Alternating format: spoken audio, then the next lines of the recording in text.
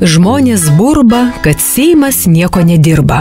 Tik džipuoja, pukuoja, pistikais mojuoja, Širinskėmis dvasingai šiuruoja, geras naujienas pem reguliuoja, bonkas užkarkuoja. Netiesa. Dirba Seimas išsijuosęs. Ir ne šiaip beleką.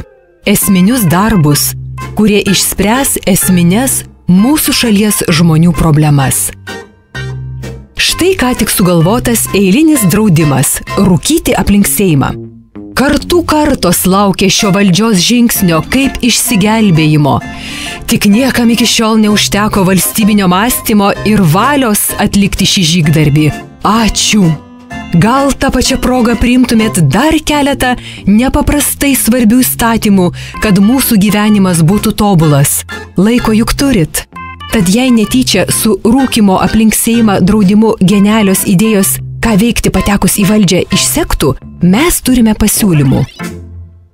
Priimkite įstatymą, draudžiantį medžiams rudenį mesti lapus. Nes pilkos šakos negražu, svečiai juk Lietuvoje lankosi, ką pagalvos. Toliau, uždrausti šlapdribą ir balas, nes negražu ir svečiai juk Lietuvoje lankosi, ką pagalvos. Toliau, uždrausti negražiai dainuoti, arba bent jau pem.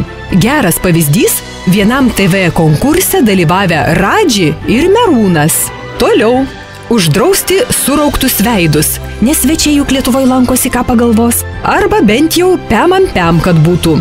Pūkas beje jau bandė šitą nuostatą įgyvendinti, šalia savo suraukto nuolat turėti gražų besišypsantį veidelį, bet ne, bando užgniaužti šią pozityvę iniciatyvą oponentai ir priešai.